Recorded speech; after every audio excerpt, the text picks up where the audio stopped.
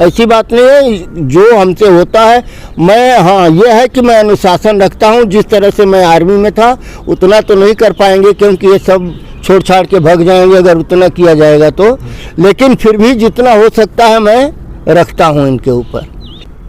जान भी देना होगा कुर्बान करेंगे, लेकिन एक जर्रा हम जाने नहीं देंगे।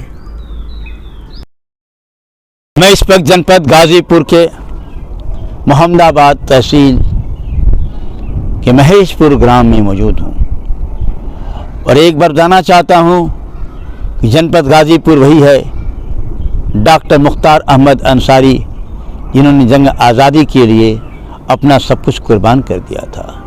जनपद गाजीपुर वही है वीर अब्दुल हमीद का जनपद, जिसने भारत और पाकिस्तान के युद्ध में अपने आप को शहीद होकर भारत की लाज को बचाया था।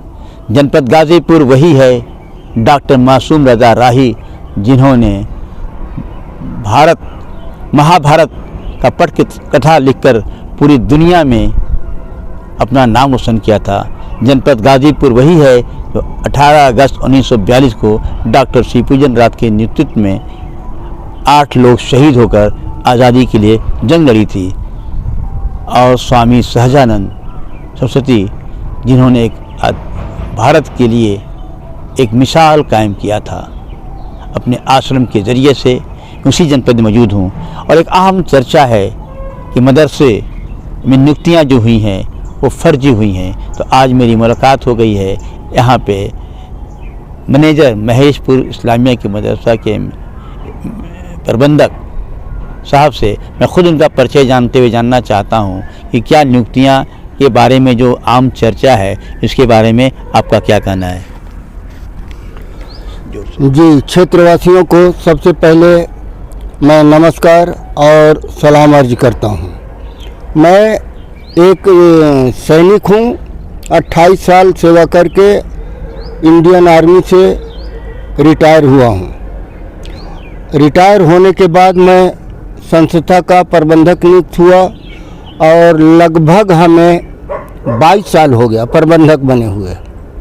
22 साल के अंदर हमने बहुत सी कठिनाइयाँ झेली हैं मदरसे के हित में, मदरसे के संबंध में, मदरसे के लिए। बस जैसे आपने सवाल किया है उसका हम जवाब दे रहे हैं। जांच प्रक्रिया जिस तरह से कहने में आया है कि कोविड में नियुक्ति की गई, कोरोना काल में नियुक्ति की गई, तो कोरोना काल में कोई ऐसा आदेश हो तो बताएं ना कि नहीं नियुक्ति बंद थी, हमने नियुक्ति किया है। नियुक्ति बंद थी, पढ़ाई रोका गया था, कोई भी ऐसा लेटर हो कि नहीं ये कार्रवाई नहीं होगी। पढ़ाई चला है, ऑनलाइन चला है, हर चीज़ ऑनलाइन चला है, ऑफिस चला है, सब कुछ चला है, एक एक करके चला है। ठीक है, इसी प्रकार में हम लोगों ने नियुक्ति किया, सरकार के सामने प्रेषित किया, सरकार ने अनुमोदित किया है, सरकार ने तनख्वाह दिया है। हम लोगों ने क्या किया है, इसका पहले ही जांच द्वारा 2022 में कराया गया है। प्रमुख सचिव उत्तर प्रदेश के हमारे विशेष सचिव महोदय के कक्ष संख्या 324/328, प्रदेश सचिव पत्र संख्या 498/20 कोष्ठ में बंद DS/अस मदरसा जांच /2022 दिनांक 27 मई 2022 को ये जांच प्रक्रिया की कार्रवाई हमारी पूरी हो चुकी है। बताइए, इसी संबंध में, इसी विषय में फिर कहाँ से ये जांच उत्पन्न हो गया। एक मदरसा को बदनाम करने के लिए, मदरसा को प्रताड़ित करने के लिए ये सब प्रक्रिया हो रहा है, जिससे कि बच्चे मदरसे से अलग हो रहे हैं। मदरसे को अलग करने का ये आसान तरीका है कि जांच पे जांच चलाते रहो, बच्चों में हड़कंप मच जाएगी कि यहाँ तो पढ़ाई हो नहीं रहा है, केवल जांच की प्रक्रिया हो रही है। कभी इस स्कूल में भाग रहे हैं, कभी उसके स्कूल में भाग रहे हैं, जिससे कि अपार जैसे सरकार द्वारा योजना चलाया गया है, जो इसमें मामूली दिक्कत हो रहा है। दिन भर पठन पाठन के कार्य के बावजूद दिन भर कार्य चल रहा है। कौन बच्चा कहाँ एडमिशन किया हुआ है, कहाँ किया हुआ है, जब उसको हम डाटा पे चढ़ा रहे हैं तो ले ही नहीं रहा है।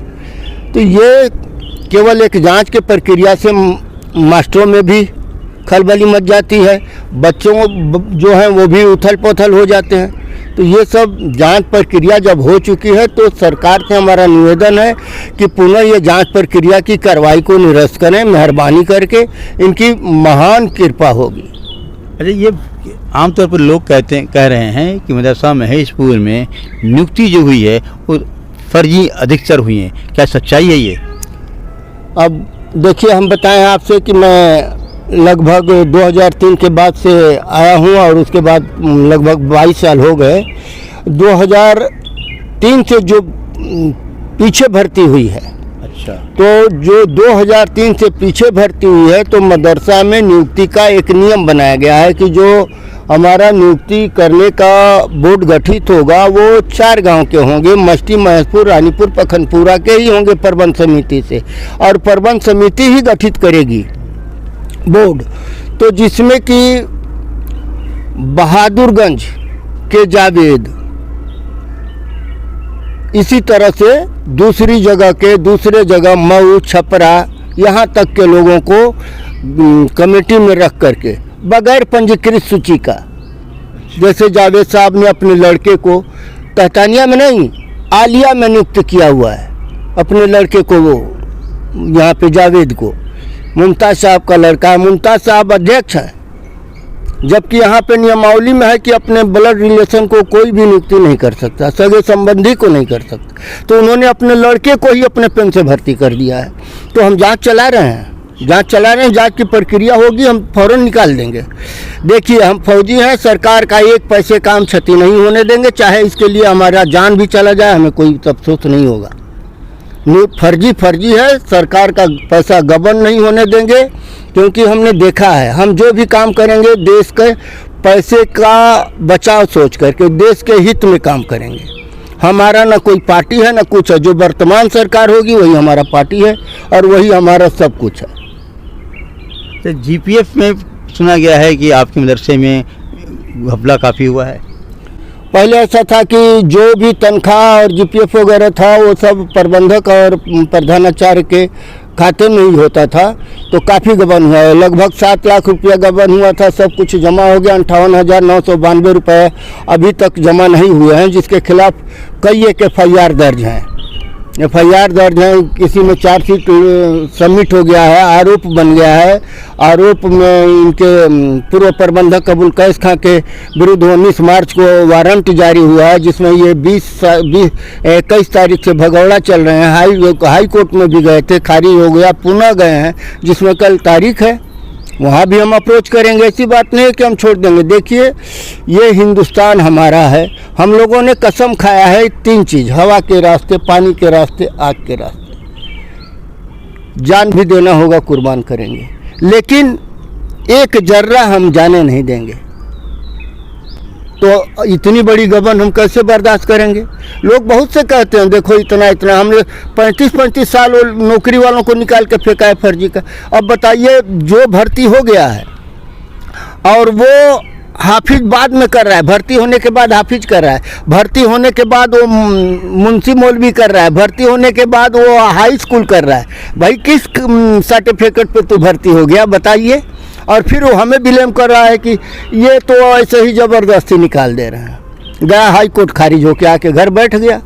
हम कभी नहीं बख्शेंगे पत्रकार महोदय। ये आमतौर पे मशहूर है कि मदरसे में सिर्फ अरबी की शिक्षा होती है, यहाँ अंग्रेजी की शिक्षा नहीं होती है क्या? जबकि आपके यहाँ हाई स्कूल मौलवी और मुंशी के इम्तहान के बराबर होता है और आलिम इंटर के बराबर होता है, तो क्या सिर्फ अरबी की पढ़ाई होती है, अंग्रेजी की पढ़ाई नहीं होती? आमतौर पर लोग यही कहते हैं। बहुत अच्छा आपने सवाल किया है महोदय। ये एक मदरसा के नाम से मदरसों को बदनाम किया जा रहा है। एक तो पहला पॉइंट है कि मदरसे में केवल ये मुस्लिम बच्चे पढ़ते हैं, पढ़ते रहे होंगे। जब से मैं चार्ज लिया हूँ मदरसे के प्रबंध समिति का, प्रबंधक का, सर्व धर्म के बच्चे पढ़ते हैं। आप आकर के देख लें, सभी धर्म के बच्चे हैं। और दूसरी बात कि ये लोग कहते हैं कि इंग्लिश नहीं है, केवल उसमें अरबी और उर्दू पढ़ाया जाता है। ये बदनाम करने का महोदय एक तरीका है, बदनाम करने के लिए। इंग्लिश कंपलसरी है, हाई स्कूल में कंपलसरी है, इंटर में कंपलसरी है, जब चल रहा था कामिल का बीए का उसमें कंपलसरी है, फाजिल में भी जा कर के थोड़ा सा है, अगर जो लेना चाहे सब्जेक्ट एमए में वो ले सकता है। नहीं कंपलसरी है, सभी सब्जेक्ट पढ़ाया जाता है। एक भ्रम फैलाने के लिए कि मदरसा है इसमें उल्टा सीधा काम होता है, फलां है ढमाका है, तो इस तरह की कोई बात नहीं। सभी धर्म के बच्चे पढ़ते हैं और सभी लैंग्वेज पढ़ाया जाता है, जो हमारे यहाँ लागू है वो सब का सब पढ़ाया जाता है। लेकिन एक भ्रम है कि मदरसा है इसमें केवल लैंग्वेज पढ़ाया जाता है, नहीं, गलत बात है। सभी लैंग्वेज है, इंग्लिश कंपलसरी है जी, बिल्कुल। देखा आपने, ये मदरसे के हालात हैं। मदरसे में अंग्रेजी पढ़ाई जाती है, कंपलसरी है, लेकिन आम तौर पे लोगों में भ्रम पैदा कर दिया है कि मदरसे में सिर्फ अरबी की तालीम होती है, उर्दू की तालीम होती है। मौजूदा जो साइंस और टेक्नोलॉजी की पढ़ाई नहीं होती है। एक सवाल मैं और आपसे कर लेना चाहता हूँ कि एक हाथ में कुरान और एक हाथ में कंप्यूटर देने की बात की गई थी, जो आपके यहाँ साइंस पढ़ाने वाले टीचरों को नियुक्ति हुई थी कि नहीं हुई थी, और हुई थी तो क्या उनको तनख्वाह मिल रहा है कि नहीं मिल रहा है? जी, बहुत अच्छा बात कहा आपने गरीब परिवार के लिए। पहले तनख्वाह होता था, साइंस टीचर थे, 3 साइंस टीचर थे, लेकिन कुछ पहले तनख्वाह हुआ, हमारे पीरियड में भी उनको तनख्वाह हुआ, और कभी कभार होता था 4-4 महीना, 3-3 महीना, 6-6 महीना पे उनको तनख्वाह मिलती थी। अब जो सरकार आई है वो सरकार साइंस टीचर की नियुक्ति ख़त्म कर दी, तनख्वाह तो दूर की बात रहा, उनकी नियुक्ति ख़त्म कर दी, जिससे कि वो अभी बेरोजगार मारे घूम रहे हैं। जी, बेरोजगार मारे घूम रहे हैं। अब उनको कहीं ट्यूशन पढ़ा रहे हैं, तो आजकल मालूम है आपको कि कौन सा ये देहात में कितना पैसा देगा, कोई 100 देता है, कोई 200 देता है, इसी पे उनको गुजारा करना है। उनकी नियुक्तियाँ हुई, सब तनख्वाह नहीं मिल रहा उनको? ना, अब तो चले गए घर। एक अच्छा योजना था, जिससे कि 3 अध्यापक थे साइंस टीचर के, उनसे हमें मैथ, साइंस और इंग्लिश पढ़ाने में काफ़ी मदद मिलता था। अब वो चले गए तो खैर मदरसों में। अच्छा, एक चीज़ और है महोदय कि मदरसे में पीएचडी किए हुए, बीए इंग्लिश से किए हुए, एमए इंग्लिश से किए हुए अध्यापक हैं। ये नहीं है कि केवल ये मुंशी मौलवी और आलिम का, एक जो ये प्रक्रिया बना हुआ है, जो लागू है नियम तो वो तो है ही है। इसके अतिरिक्त हम लोग देखते हैं कि जो बोर्ड में कि जो ज़्यादा से ज़्यादा पढ़ा हो कैंडिडेट, उसकी नियुक्ति करते हैं, हम करते हैं, बाकी का तो भाई हमें मालूम नहीं। मैं आपसे जानना चाहता हूँ कि मौजूदा डबल इंजन की सरकार द्वारा मदरसे को क्या क्या चीज़ें उपलब्ध कराई जा रही हैं? जी, अच्छा बात आपको ध्यान में आ गया है, चलिए अच्छा बात है।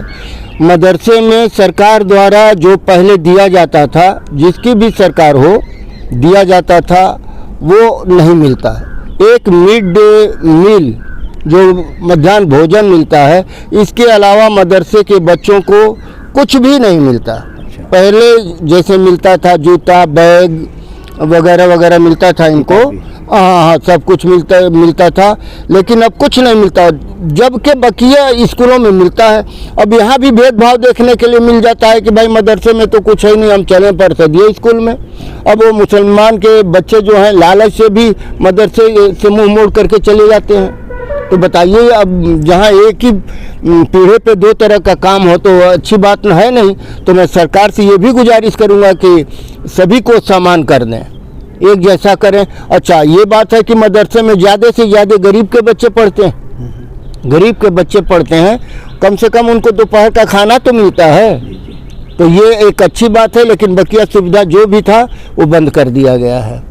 और जो छात्रों की संख्या के बारे में बात उठता है, तो हमेशा जो डीएमओ अपना महोदय होते हैं, जिला संख्यक कल्याण अधिकारी महोदय, वो हमें हमेशा समय समय पर आके भ्रमण करते हैं, मदरसों का चेक करते हैं, स्टैंड चेक करते हैं, अध्यापकों का उपस्थिति चेक करते हैं। तो ऐसा नहीं है, अपार कार्ड बनता है, अपार कार्ड का जो है वो फर्जी नहीं होगा, वो पोर्टल पे, पोर्टल चेक कर ले। पिछले साल हमारा प्रदेश में 1 नंबर मदरसा इस्लामिया महेशपुर का बोर्ड का फार्म था। अच्छा जी, इस साल जिला में 1 नंबर है।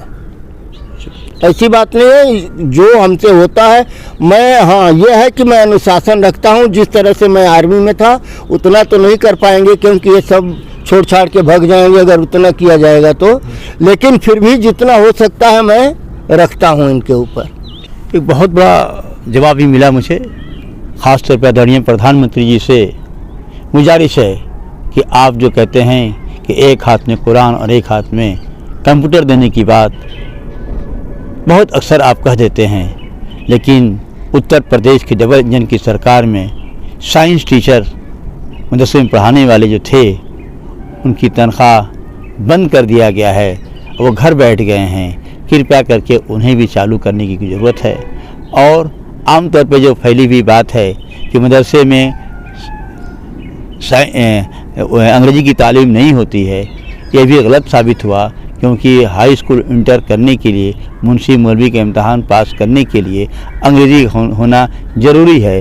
जबकि वहीं दूसरी तरफ उत्तर प्रदेश माध्यमिक बोर्ड में बिना अंग्रेज़ी के भी हाई स्कूल इंटर किया जा सकता है।